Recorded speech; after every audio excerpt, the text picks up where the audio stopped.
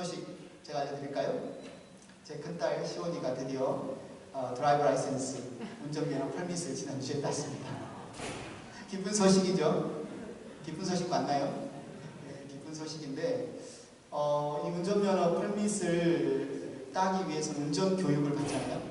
그죠? 운전교육, 여러분도 아마 운전하신 분들은 다 운전교육 한국에서 받았든지 아니면 미국에서 따시는 분들은 미국에서 받았을 텐데, 제가 시온이한테 들어보니까 10대 애들 운전교육에는 어른하게 시키는 운전교육보다 훨씬 더 집중해서 시키는 교육이 있대요. 그게 바로 너희가 잘못 운전해서 사고를 내면 받게 될 페널티, 벌금이 얼마나 큰지, 또 그 사고를 인해서 다치게 되거나 이렇게 되면 제일에 가게 되는 이런 부분들을 엄청 강조를 많이 한다는 거예요. 물론 사고 난 현장의 어떤 모습들도 보이겠죠. 사진 보이나요? 아마 한국에 있을 때 여러분도 운전면허 교육을 받을 때 아마 이런 사진들, 사고 나게 되면 받는 사진들에 대해서 현장에 대해서 한번 보게 되었을 겁니다. 기쁜 소식인데 내가 이제 커서 운전면허를 따고 스스로 혼자 운전할 수 있는 기쁜 소식을 갖게 되는 그 시간에 왜 무서운 소식을 듣게 될까? 저도 사실 걱정이 됩니다. 내가 이제 이론을 배웠으니까 제가 이제 운전을 가르치고 운전을 하게 되면 혼자 운전하게 될 텐데 혹시나 사고 나지 않을까? 이런 걱정이 특히 딸 가진 부모로서 좀 더 걱정이 되지 않겠습니까? 그런데 사실은 운전하기 전에 이런 사고나 어떤 과속이나 졸음운전, 음주운전, 불법운전 이런 것으로 인해서 발생할 수 있는 사고에 대해서 미리 이야기를 해주는 게 본인한테 도움이 될까요? 도움이 되지 않을까요? 도움이 되니까 미리 이야기를 하겠죠. 사실 기쁜 소식은 아니잖아요. 사고 날 수도 있다. 다칠 수 있다. 잘못하면 많은 벌금을 내거나 아니면 감옥에 갈 수도 있다. 이런 이야기가 사실은 듣기 좋은 소리는 아닙니다. 그렇지만 운전을 하는 사람에게는 꼭 필요한 이야기이죠. 아무리 이야기를 해도 막상 10대들이 운전대를 잡으면 잘 제어가 안 될 거예요. 혈기가 완성하고 정말 처음으로 차를 이렇게 운전하고 얼마나 신이 나겠습니까? 그러다가 정신이 번쩍 들 때가 있는데 언제죠? 사고를 한번 당해보면, 접촉사고든지 무슨 사고든지 사고를 한번 당해보면 정말 이 안전운전이 최고구나, 사고 나면 안 되겠구나, 큰일 나겠구나 이런 생각을 하게 됩니다. 저도 한국에 있을 때 무더운 겨울에 아파트에서 멋모르고 이렇게 속도를 안 줄이고 오다가 물길에 쭉 미끄러져서 사고 났던 기억이 아직도 눈앞에 생생합니다. 오늘 말씀을 통해서 어쩌면 하나님께서 우리에게 경고의 말씀, 그것도 여러분이 가장 어쩌면 좀 입 밖으로 내기 싫어하는 말씀, 지옥에 관한 말씀을 하세요. 여러분 지옥에 대해서 어떻게 생각하십니까? 지옥을 즐겨 말하거나 즐겨 관심 있고 막 공부하시는 분들이 많지는 않지요. 그런데 오늘 말씀에 보니까 이 흰놈의 아들 골짜기, 흰놈의 골짜기라고 부르는 흰놈의 아들 골짜기, 이 골짜기에 대해서 이야기를 합니다. 사실은 흰놈이란 뜻이 어떤 뜻인지는 모르겠지만 사람 이름인 것은 알 수가 있죠. 왜냐하면 흰놈의 아들의 골짜기다라고 불렸기 때문에 그렇습니다. 오늘 보면 6절에 이렇게 말합니다. 그러므로 보아라, 그날이 오면 다시는 도벳이나 흰놈의 아들 골짜기라고 부르지 않고 오히려 사륙의 골짜기라고 부를 것이다. 나 주의 말이다. 뭔가 흰놈이 무슨 뜻인지는 알 수 없지만 이제는 상황이 역전돼서 이곳이 사륙의 골짜기, 죽음의 골짜기로 불릴 것이다. 하나님이 말씀하신 것을 보면 그 이전에 흰놈이란 말은 오히려 뭔가 살리는 뭔가 좋은 의미였을 수 있어요. 그러나 이제는 너희가 골짜기가 사륙의 골짜기가 될 것이다. 이렇게 말씀을 하는 거죠.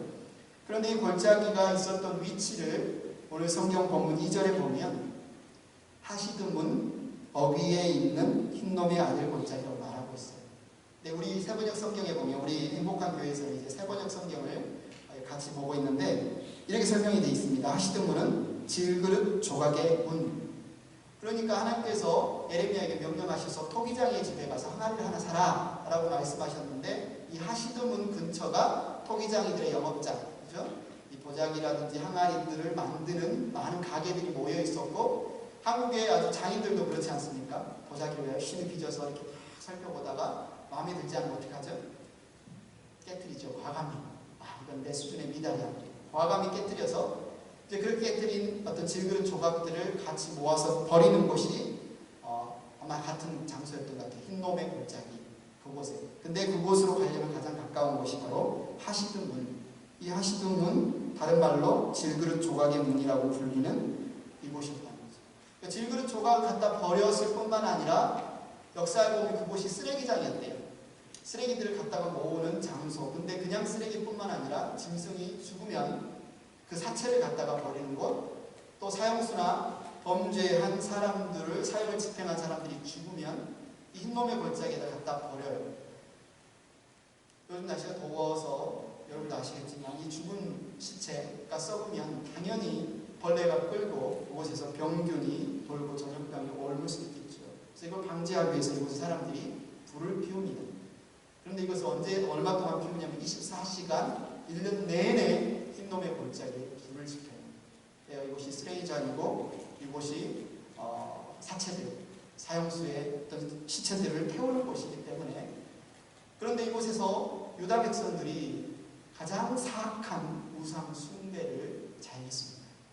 그것이 오늘 보면 우리가 읽은 말씀에 나와요. 어떤 일이냐면 바로 몰렉이라는 신에게 제사를 지냈는데 그 제물이 뭐냐면 양도 아니고 소도 아니고 자신의 아들이에요. 자신의 자녀예요. 자신의 자녀 인신제사를 바로 바치는 곳이 바로 흰놈의 골짜기였다는 거죠. 그래서 열왕기하 23장 10절에 보면 남유다의 한마디로 성군, 하나님을 온전히 섬기는 왕 요시아가 종교개혁을 단행할 때 가장 먼저 했던 일 중에 하나가 바로 흰놈의 골짜기에서 자신의 자녀를 불살라 바치는, 몰렉에게 불살라 바치는 일을, 그 많은 일을 했어요. 열왕기하 23장 10절에 말하고 있죠. 세상에, 여러분 상상이나 할 수 있겠습니까? 여러분 상상이나 할 수 있겠어요? 자기 자녀를 불살라 바친다는 것에 대해서 여러분 생각이나 할 수 있습니까? 도대체 이 사람은 어떤 사람이길래 어떻게 자기 자녀를 산채로 불태워 제물로 바칠 수 있을까? 얼마나 이기적인가? 얼마나 비인간적인가? 그런데 아마 그들은 그렇게 생각했을 거예요. 나는 이렇게 신실하다. 난 이렇게 믿음이 좋다. 내가 가장 아끼는 존재까지도 나의 신에게 바칠 수 있을 만큼 나는 신실한 자다. 아마 그렇게 그는 생각하고 자기의 자식을 불살라 바쳤을 겁니다. 그런데 오늘 말씀해 보니까 흰놈의 골짜기는 다른 말로 도벳의 골짜기로 불렸다. 이런 말이죠. 여러분, 사람을 산채로 불에 태우면 불에 타는 사람은 얼마나 고통스럽겠습니까? 얼마나 아프겠습니까? 그곳에서 비명소리가 끊이지 않겠죠. 그런데 막상 이 우상 숭배자들이 그렇게 자녀를 불살라 바치면서도 그 소리는 듣기가 싫은 거예요. 그래서 그들이 큰 북을 쳤어요. 비명소리를 가리기 위해서. 도벳이 북소리라는 소리는 의미인데 북의 골짜기. 그래서 흰놈의 골짜기는 쓰레기장이었고 1년 내내 불타는 곳이었고 그곳에서는 우상 숭배자들이 자녀를 불살라 바치는 곳이었고 그곳에서 이 북의 골짜기라고도 불렸던 장소인데 신약 성경에 보면 이곳을 헬라어로 게헨나라고 부릅니다. 그러니까 히브리어를 헬라어로 히브리어는 벤 히놈인데요. 벤이 아들이고 히놈이 그 흰놈의 골짜기라는 말인데 이 게는 골짜기라는 말입니다. 헬라어, 그리스어로. 그리고 헨나는 흰놈을 헬라어로 바꿨죠. 그러니까 똑같은 말이에요. 흰놈의 골짜기가 다른 말로 게헨나 같은 말이에요.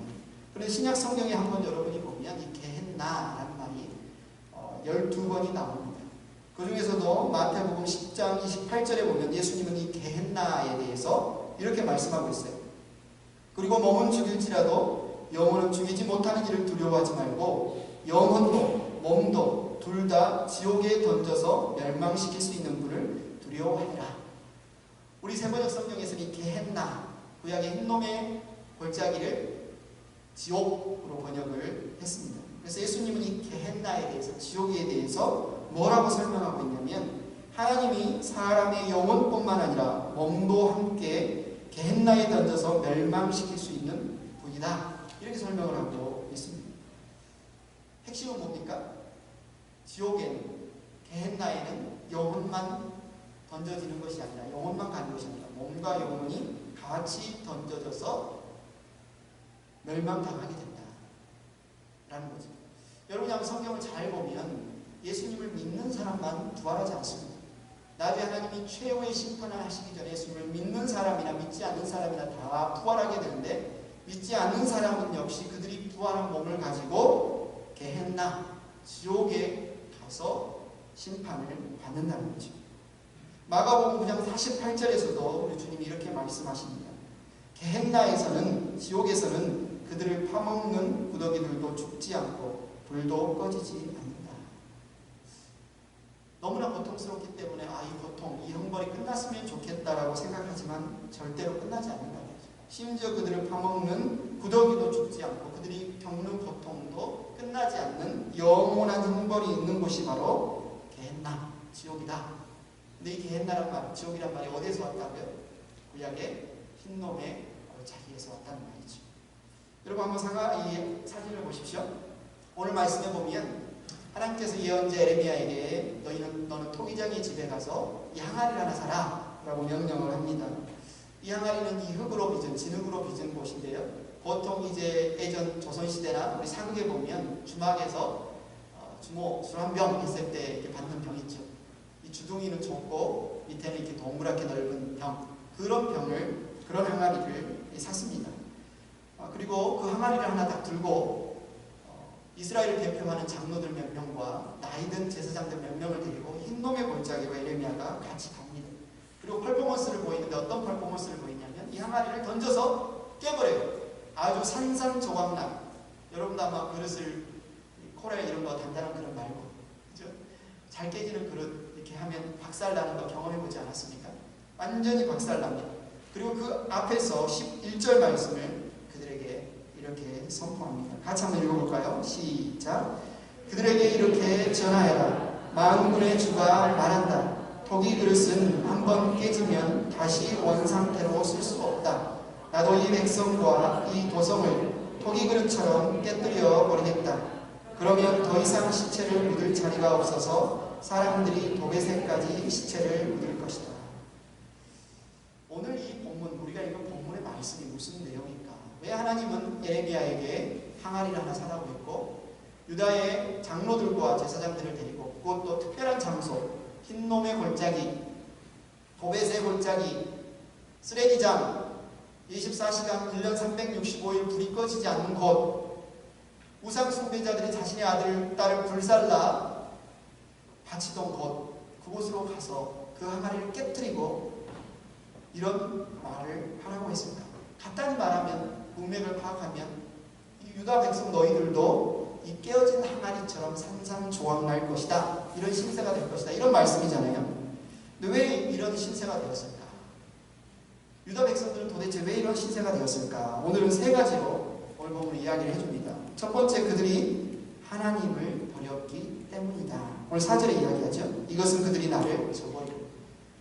다른 말이 아니에요. 너희가 나를 버렸기 때문에 내가 너희를 버린다, 이렇게 하나님 말씀하고 있는 거예요. 하나님이 버리지 않고 너희가 나를 먼저 버렸기 때문에 나는 너희를 버린다. 이것이 첫 번째 이유고요. 두 번째, 4절과 5절을 보세요. 4절에 보면 그들 자신뿐만 아니라 그들의 조상이나 유다 왕들도 전혀 알지 못하던 다른 신들에게 분향하고 이곳을 죄 없는 사람들의 피로 가득 채워놓기 때문입니다. 다른 신들, 하나님이 아닌 거짓 신들, 우상들을 섬겼기 때문이다. 심지어 5절에 보면 자신의 자녀, 하나님이 주신 생명인, 하나님께 속한 생명인 그 자신의 자녀마저 불살라서 우상에게 바쳤기 때문이다. 하나님은 한 번도 그 말하잖아요. 나는 이런 것을 명한 적도 없다, 말한 적도 없다, 심지어 하나님이 상상한 적도 없다. 어떻게 자기 자녀를 불살라 바치냐? 그걸 누가 했다고요? 유다 백성들. 하나님 그런 말을 하신 적이 없는데, 심지어 너희는 나 위에 다른 신들을 네 앞에 두지 말라, 하나님만이 참 하나님이시고 하나님만이 유일한 하나님이시다, 이미 그들에게 말씀하셨음에도 불구하고 수많은 예언자들을 보내셔서 너희가 우상을 계속 섬기면, 거짓신을 계속 따라가면 그게 그때는 죽음뿐이다, 멸망뿐이다, 수없이 말씀하셨음에도 불구하고 이들은 돌이키지 않았어요. 그래서 하나님 어떻게 하시겠다는 겁니까? 너희들이 그렇게 우상 섬기는 게 좋으면, 거짓신 섬기는 게 좋으면 내가 너희들을 우상의 원조 나라, 우상의 나라 바벨론으로 끌려가게 해서 실컷 만난 곳에서 우상을 섬기게 하겠다. 이렇게 지금 심판을 하시는 거죠. 첫 번째는 하나님을 버렸기 때문이고, 두 번째는 다른 신들을 섬겼기 때문이고, 셋째는 그들은 고집을 부려 하나님의 말씀에 순종하지 않았기 때문입니다. 15절에 말하죠. 이 백성은 고집을 부려 나의 말에 순종하지 않았습니다. 이스라엘 백성은 끊임없이 하나님이 말씀하시고 돌아오라, 회개하라, 이곳이 살 길이다, 이곳이 너희가 생명을 누릴 길이다 말씀하셨음에도 불구하고 하나님을 버렸어요. 하나님을 버릴 뿐만 아니라 적극적으로 거짓인 우상을 섬겼어요. 그리고 끊임없이 하나님의 말씀을 무시하고 멸시하고 거역하고 순종하지 않았어요. 그리고 그래서 그들은 이제 흰놈 골짜기에 산산이 깨어진 항아리와 같은 신세가 된 것이죠. 역사적으로는 이 사건이 어떻게 성취되었냐면, 바벨론이라는 큰 제국의 왕 느부갓네살이 자기의 군대를 끌고 와서 이 조그만 나라 남유다를 완전히 멸망시킵니다. 예루살렘 성을 완전히 파괴하고 예루살렘 성전을 불태워서 없애고 수많은 사람을 죽이고 많은 사람들을 포로로 끌려갑니다. 그러나 이 성경에서 말하는 이 내용은 단순한 역사적인 사건보다 더 깊은 영적인 의미를 담고 있고, 우리가 살펴봤던 것처럼 지옥이란 말은 게헨나, 곧 흰놈의 골짜기라는 단어에서 신약의 예수님이 사용하시기까지 쭉 흘러온 것을 우리가 보고 있지요. 우리에게 무슨 말씀을 하시는 걸까요? 우리의 말씀을 통해서 무엇을 볼 수 있겠습니까?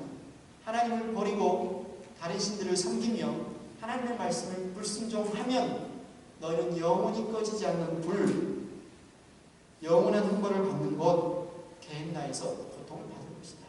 이 말씀을 우리에게 하고 계신 거죠. 그렇다면 오늘 우리가 이 말씀을 통해서 보아야 할 이 하나님의 진노와 심판, 이 진노와 심판에 대한 진리는 무엇일까요? 네 가지 진리를 살펴볼 수 있는, 첫째, 하나님의 진노의 심판의 날이 오는 것은 확실합니다. 불확실한 것이 아니라 확실합니다. 반드시 하나님의 진노의 심판의 날이 이 땅에 임합니다. 오늘 본문 3절에 말하죠. 너는 이렇게 말하여라. 너희 유다 왕들과 예루살렘 모든 주민아, 너희는 나 주의 말을 들으라. 나 만군의 주 이스라엘의 하나님이 말한다. 내가 이곳에 재앙을 내릴 터이니 이 재앙은 그 소식을 듣는 모든 사람의 귀가 얼얼해질 만큼 무서운 재앙이 될 것이다. 아무도 나 못 들었는데요. 귀가 잘 안 들려서 내가 들은 적이 없어서 내가 그런 일이 있었다면 제가 진짜 회개하고 돌이켜서 하나님 말씀을 들었죠 라고 핑계댈 수가 없어요. 하나님 한 번 말씀하고 바로 심판하신 것이 아닙니다. 에레미야뿐만 아니라 이사야, 수많은 예언자들을 보내서 너희가 그 길로 가면 안 된다. 너희가 계속 거역하면 안 된다. 너희가 우상을 계속 섬기면 그들이 줄 수 있는 도움은 아무것도 없다. 수없이 말씀하셨어요. 들었어요. 그런데도 그들은 돌이키지 않았습니다. 그리고 이 재앙은 얼마나 무서운 재앙인지 모든 사람의 귀가 얼얼해질 만큼 분명하고 선명한 재앙이 될 것이다 라고 말씀하고 있습니다. 확실합니다. 반드시 심판이 납니다. 하나님의 진노와 심판은 확실히 있습니다. 히브리서 9장 27절에 그래서 이렇게 이야기하죠. 이것이 유다 백성들, 우상 숭배자들에게만 임하는 것이 아니라 모든 인간에게 동일하게 주어질 것을 히브리서 9장 27절은 이렇게 이야기합니다. 같이 읽겠습니다. 시작. 사람이 한 번 죽는 것은 정해진 일이요 그 뒤에는 심판이 있습니다. 이 세상에 죽지 않는 사람이 있나요? 다 죽습니다. 저도 죽고 여러분도 죽고 다 죽습니다. 누가 먼저 죽느냐, 누가 조금 늦게 죽느냐, 그 시간차만 있으면 뿐이죠. 그런데 중요한 것은 사람은 죽은 이후에 반드시 심판이 있다. 확실히 있다. 심판을 받을 날이 반드시 온다. 확실하다라고 성경은 이야기하고 있습니다. 요한계시록, 성경의 마지막 책이죠. 요한계시록 20장 12절 15절에도 이렇게 말합니다. 한번 잘 들어보십시오. 나는 또 죽은 사람들이 큰 자나 작은 자나, 여기는 어른 아이를 말하는 게 아니라 힘 있는 자, 권세자, 돈 있는 자, 왕, 큰 자, 작은 자, 비천한 자, 약한 자, 큰 자나 작은 자나 할 것 없이 다 그 보좌 앞에 서 있는 것을 보았습니다. 그리고 책들을 펴놓고 또 다른 책 하나를 펴놓았는데 그것은 생명의 책이었습니다. 죽은 사람들은 그 책에 기록되어 있는 대로 자기들의 행위대로 심판을 받았습니다. 바다가 그 속에 있는 죽은 사람들을 내놓고 사망과 지옥도 그 속에 있는 죽은 사람들을 내놓았습니다. 그들은 각각 자기들의 행위대로 심판을 받았습니다. 그리고 사망과 지옥이 불바다에 던져졌습니다. 이 불바다가 둘째 사망입니다. 이 생명책에 기록되어 있지 않는 사람은 누구나 다 이 불바다에 던져졌습니다. 요한계시록은 이 땅에 임할 확실히 임할 최후의 심판에 대해서 이렇게 보여주고 있는데, 이 책의 저자 요한은 지옥, 흰놈의 골짜기, 게헨나를 어떻게 표현하고 있습니까? 불바다, 지옥의 불바다라고 이야기를 하고 있습니다. 여러분, 하나님의 진노와 심판이 임하는 것은 확실합니다. 하나님을 버리고 다른 신을 섬기고 하나님의 말씀에 불순종한 자들에 대해서 하나님은 흰놈의 골짜기에서 산산조각난 항아리의 신세가 될 것이라고 이미 말씀하셨고 성경의 곳곳에서 끊임없이 경고하고 있습니다. 제가 겁주려고 여러분 지어낸 이야기가 결코 아니에요. 성경이 우리에게 말씀하고 있습니다. 사랑하는 행복한 교회 성도 여러분, 하나님만이 유일하신 참 하나님이십니다. 하나님 외에 우리는 다른 신을 섬겨서는 안 됩니다. 사실 다른 신은 존재하지도 않습니다. 하나님의 말씀은 그냥 여러분 주일날 예배 순서니까, 예배 설교 말씀이니까 한번 들어보고, 성경 공부 시간에 그래 지식적으로 좋은 말씀이니까 그냥 듣고, 그냥 지식을 채우기 위해서 아니면 심심풀이 깡통으로 들을 수 있는 말씀이 아닙니다.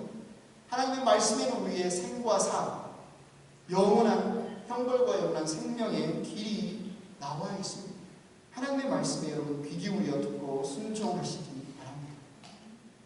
첫째, 하나님의 진노와 심판은 반드시 확실히 임합니다. 둘째, 하나님의 진노의 심판은 공포스럽습니다.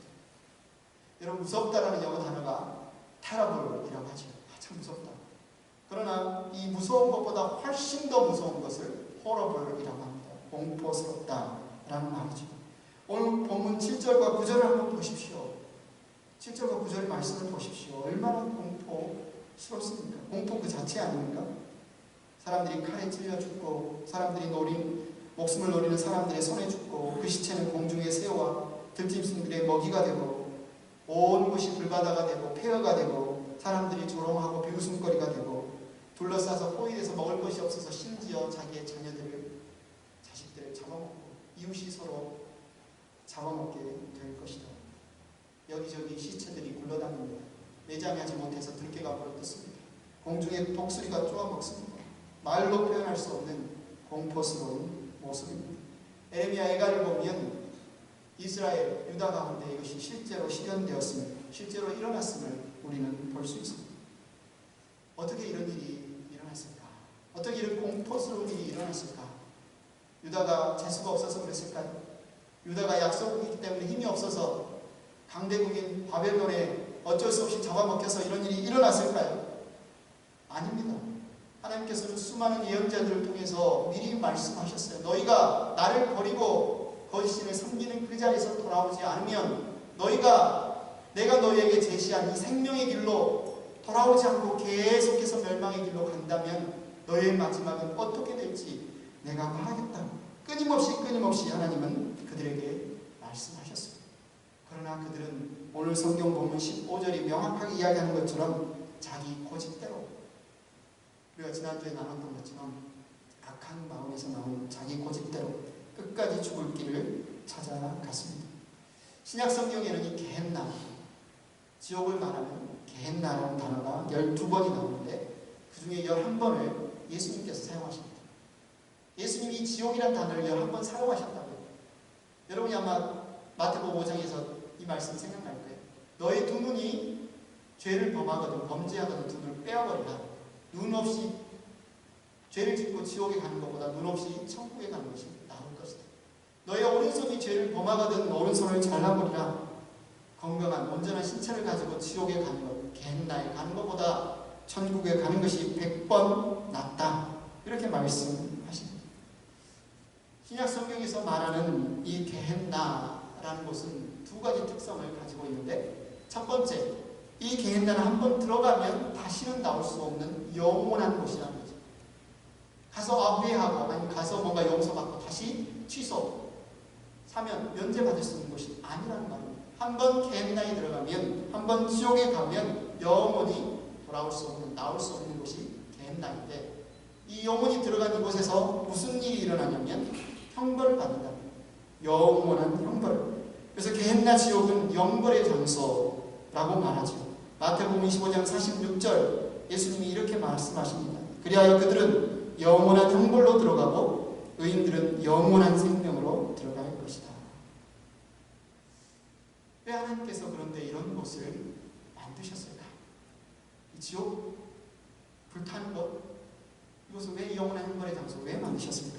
마태복음 25장 41절에 보면 그 궁금증에 대한 답이 이렇게 나옵니다.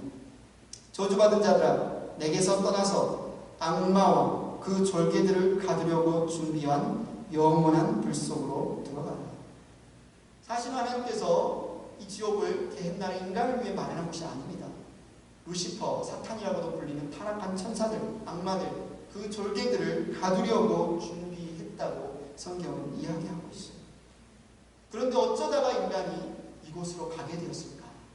어쩌다가 인간이 사단과 악마들과 마귀들을 가두는 장소인 이곳에 가서 영원한 형벌을 받게 되었을까? 어쩌다 그렇게 되었을까요? 어쩌다 그렇게 되었을까? 오늘 본문을 보면 인간 스스로 그 길을 선택했다. 하나님을 버리고 그 길을 따라갔다.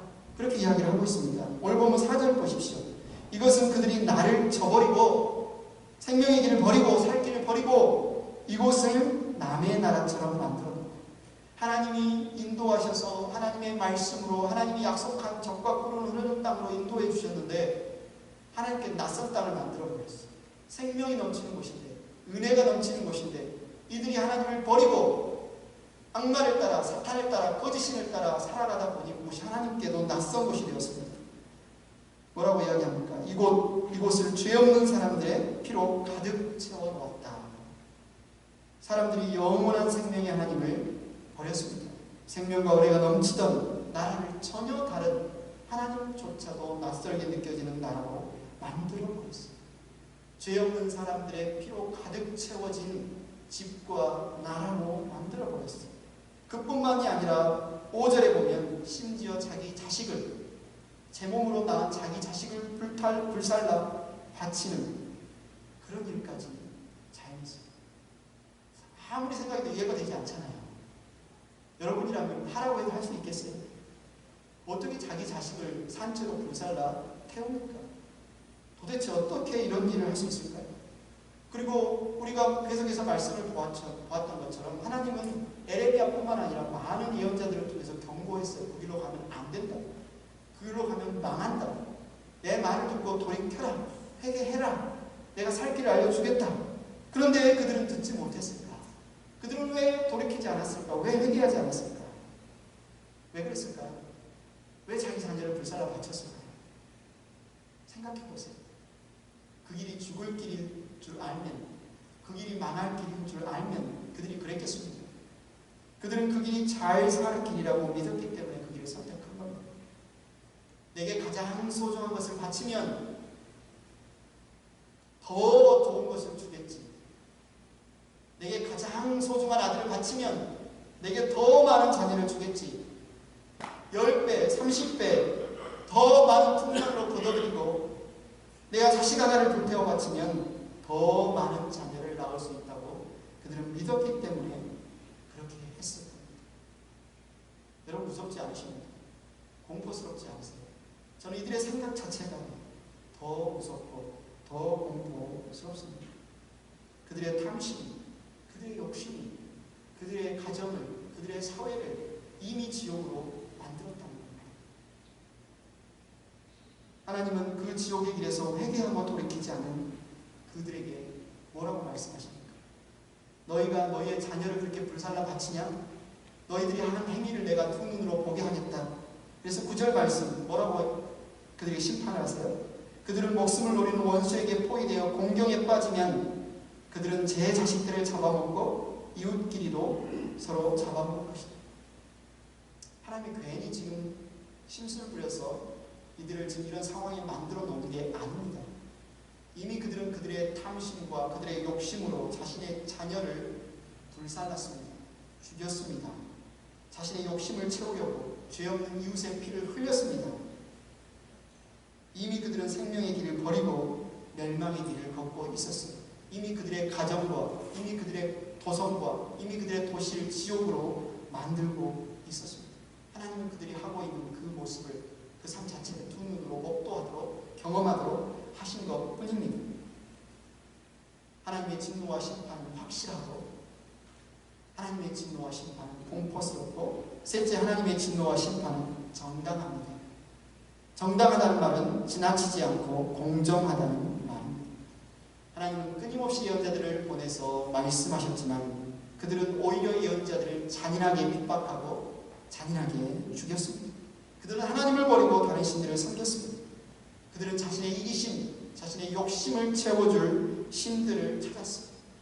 돈을 벌고 싶을 때 돈을 주는 신, 건강을 원할 때 건강을 주는 신, 비를 원할 때 비를 주는 신, 풍년을 원할 때 풍년을 주는 신, 그런 신들을 그들은 찾았습니다. 그리고 그렇게 준다고 약속하는 바알이라는 신, 몰렉이라고 하는 신에게 자신의 자녀들을 불살라 바치기까지 했습니다. 사실 어쩌면 바알이 그들이 섬기는 신이라기보다는 몰렉이 그들이 섬기는 신이라기보다는 자기 자신 안에 있는 욕심, 탐심, 자기가 원한을 채우고자 하는 욕심, 탐심, 자기가 원하는 대로 이루려고 하는 그 욕심, 다른 말로 자기 자신이 하나님의 자리에 앉는 것, 자기가 주인이 되어 자기가 하나님처럼 하나님 노릇하는 것, 그것이 그들의 고집, 그것이 그들의 죄악이었을 겁니다. 그래서 오늘 보면 15절에 말하죠. 하나님은 유다 백성의 죄에 대해서 마지막으로 선고하시면서 너희의 죄 목록이 이거다라고 딱 풀어지게 말씀하십니다. 나 만군의 주 이스라엘의 하나님이 말한다. 이 백성이 고집을 부려 나의 말에 순종하지 않으므로 이제 내가 이미 선포한 모든 재앙을 이 도성과 거기에 딸린 모든 성읍 위에 내리겠다. 이들은 하나님을 자신의 창조주로, 자신의 구원자로, 자신의 보호자로 믿고 따르는 것을 거부했습니다. 그들은 자기 고집대로 자신들이 하나님이 되어 살아갔습니다. 이에 대해 심판하는 하나님의 심판은 부당하지 않습니다. 과도하지 않습니다. 지나치지 않습니다. 마땅합니다. 정당합니다. 계시록 16장 7절은 하나님의 심판에 대해서 이렇게 말합니다. 그렇습니다. 주 하나님 전능하신 분 주님의 심판은 참되고 의롭습니다. 우리가 지옥, 심판, 형벌이란 단어를 들을 때 어떤 분들의 마음속에서는 이런 마음이 들어요. 너무 잔인하신 거 아닌가 하나님? 하나님 너무 무서우신 거 아닌가? 어떻게 사랑의 하나님이 이렇게 진노하고 이렇게 심판할 수 있을까? 여러분 그러나 성경을 보십시오. 잊지 마십시오. 하나님은 사랑의 하나님인 동시에 공의의 하나님이십니다. 하나님은 결코 거짓과 죄와 타협하지 않는 분이십니다. 하나님은 사랑의 하나님인 동시에 공의의 하나님이십니다. 여러분 에레미야서를 보십시오. 에레미야의 별명이 있는데 눈물의 선지자입니다. 에레미야가 하나님의 말씀을 계속해서 경고를 전하지만 유다 백성들은 돌이키지 않습니다. 에레미야 눈에는 보입니다. 유다 백성이 얼마나 비참하게 형벌을 받아서 심판을 받아서 망하게 될지. 그래서 통곡하며 애통하며 웁니다. 제발 회개하라, 제발 돌아오라 라고 하면서 말씀을 전합니다. 그런데 이것이 과연 에레미야만의 마음이었을까요? 그는 하나님의 마음을 대변하는 것입니다. 하나님이 지금 쉽게 이 땅에 대해서 심판을 명하시는 것 같습니다. 지금 하나님의 가슴은 찢어지고 있습니다. 하나님은 지금 통곡하고 계십니다. 자신의 사랑하는 아내라고까지 표현하고 자신의 사랑하는 딸이라고도 표현하고 자신의 사랑하는 자녀, 백성이 하나님을 버리고 끝까지 돌이키지 않고 배반하고 그러다가 멸망의 길, 죽음의 길에서 죽어가는 것을 보면서 하나님은 지금 통곡하고 계십니다. 하나님의 심판은 부당하지 않습니다. 과도하지 않습니다. 하나님은 의로우신 하나님은 지금 사랑으로 하나님의 진노와 심판을 행하고 계십니다. 마지막 네 번째, 하나님의 심판은 확실하고 하나님의 심판은 무섭고 하나님의 심판은 정당하지만 아직 우리는 하나님의 심판을 피할 수 있습니다. 우리를 위해 피 흘려 죽으신 예수님께서 신약성경 게헨나, 지옥이라는 단어가 12번 나오는데 그 중에 11번을 말씀하셨어요. 예수님이 11번이나 지옥에 대해서 언급하셨을까? 지옥이 분명히 있다는 겁니다. 분명히 심판이 확실하다는 겁니다. 히브리서 말씀처럼 모든 사람은 죽게 되고 죽은 이후에 심판은 분명히 있습니다. 그렇다면 이미 지옥 갈 사람이 다 정해지고 누구도 이 길을 돌이킬 수 없다면 굳이 이 말씀을 하시지 않으셨겠죠. 아직 기회가 있다는 겁니다. 아직 경고하고 있는 겁니다. 하나님께서 왜 에레미야를 통해서 이 눈물을 흘리면서까지 항아리를 깨뜨리면서까지 흰놈의 골짜기까지 그들을 데리고 가서 그런 퍼포먼스를 보이시면서까지 내가 이곳을 망하게 하겠다, 너에게 비참한 일이 이루어질 것이다 이야기를 하고 있는 걸까요? 기회를 주는 겁니다. 이 심판 앞에 너희가 회개해라, 돌이켜라, 지금이라도 돌이키면 너희는 이 심판을 면할 수 있다라고 말씀하시는 거예요. 우리들도 마찬가지입니다. 우리에게도 아직 기회가 남아 있습니다. 오늘 이 말씀을 함께 나누는 이유는 이 지옥 가는 길을 피할 수 있는 길이 있기 때문에 그렇습니다. 요한복음 5장 24절을 같이 읽겠습니다. 시작. 내가 진정으로 너희에게 말한다. 내 말을 듣고 또 나를 보내신 분을 믿는 사람은 영원한 생명을 가지고 있고 심판을 받지 않는다. 그는 죽음에서 생명으로 옮겨갔다. 아멘. 하나님이 에레미야를 통해서 남유다 백성에게 선포한 돌이키라, 회개하라 이 말에 대해서 유다 백성은 회개하지 않았습니다. 돌이키지 않았습니다. 끝까지 자기의 고집대로 행하다 그들은 결국 심판을 받아 멸망했습니다. 행복한 교회 성도 여러분, 우리들은 어떻습니까? 그래도 남유다 백성보다는 낫습니까? 그 사람들보다는 고집이 덜 셉니까? 잘 보세요. 얼마나 우리 자신이 고집센 사람입니까? 우리가 얼마나 고집세나? 너무너무 고집이 셉니다. 다들 주인 노릇하고 싶어하고, 다들 왕 노릇하고 싶어하고, 다들 내 마음대로 내 뜻대로 살고 싶어하는 죄인들이에요. 우리가 남유다 백성보다 나은 게 하나도 없습니다. 사실 우리 욕심, 우리 탐심 대로 살다가 남유다 백성이 당했던 것처럼 우리 또한 영원한 형벌 속으로 들어갈 수밖에 없는 사람들이었어요. 나은 게 하나도 없어요. 그런데 하나님께서 우리에게 살 길을 열어주셨습니다. 지옥에서, 멸망에서, 영벌에서 천국으로, 구원으로, 영생으로 나아갈 길, 길이요 진리요 생명이신 예수 그리스도를 보내주셨어요. 그리고 말씀하세요. 다른 길은 없다. 다른 길은 없다. 너희가 생명을 얻을 길은, 너희가 자유를 얻을 길은, 너희가 구원을 얻을 길은, 다른 길은 없다. 오직 한 길, 예수 그리스도라는 길을 통해서 너희는 살 수 있다. 살 길을 내어주셨어요. 예수님이 이 땅에 오셔서 우리가 받아야 할 그 무서운 형벌, 심판, 진노를 온몸에 받으셨어요. 그리고 죽으셨어요. 죽으신 지 3일 만에 죽음의 권세를 이기고 다시 살아나셨어요. 왜요? 왜 살아나십니까? 왜 살아나셨습니까? 하나님께서 우리를 죽음에서 생명으로 옮기기 위해서 유일하게 살 길로 주신 예수 그리스도께서 죽음에서 살아나신 이유는 우리에게 성령을 선물로 주기 위해서다. 사도행전에 보면 나와 있습니다. 바로 예수 그리스도께서 죽음의 권세를 이기고 살아나신 것은 그를 믿는 자마다 성령을 선물로 주기 위해서입니다. 하나님은 아십니다. 우리가 얼마나 고집이 센지, 우리가 얼마나 연약한지, 우리가 얼마나 딴 생각, 딴 마음을 잘 품는지. 그래서 하나님이 결정하셔서 내가 너희와 함께 살겠다. 내가 너희와 함께 살겠다. 내가 너희가 어디를 가든지 너희 손 붙잡고 함께 걷겠다. 너희가 기도하면, 예수의 이름으로 기도하면 내가 항상 너희의 기도를 듣겠다. 너희 힘으로 안 되면 내가 너희에게 힘을 주어서 함께 걸을 수 있도록 하겠다. 그분이 바로 성령 하나님이십니다. 사랑하는 행복한 교회 성도 여러분, 오늘 이 자리에서 함께 주님의 말씀을 듣는 여러분, 예수 그리스도를 여러분의 구주와 주님으로 믿으십시오. 여러분의 구주와 주님이 되시는 예수님을 기뻐하고 더욱 사랑하십시오. 하나님께서는 예수님 안에 있는 사람은 누구나 죽음에서 생명으로 옮기십니다. 영벌에서 영생으로 옮기십니다. 지옥에서 천국으로 옮기십니다. 하지만 그 기회는 지금뿐입니다.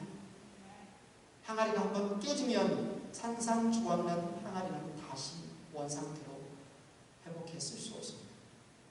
우리가 죽기 전에, 이 땅을 떠나기 전에 우리는 주님을, 우리 주 예수 그리스도를 나의 구주, 나의 하나님으로 믿어야 합니다. 죽은 이후에는 기회가 주어지지 않습니다. 기회는 지금뿐입니다. 이 시간 눈을 감고 우리가 함께 기도하기를 원합니다.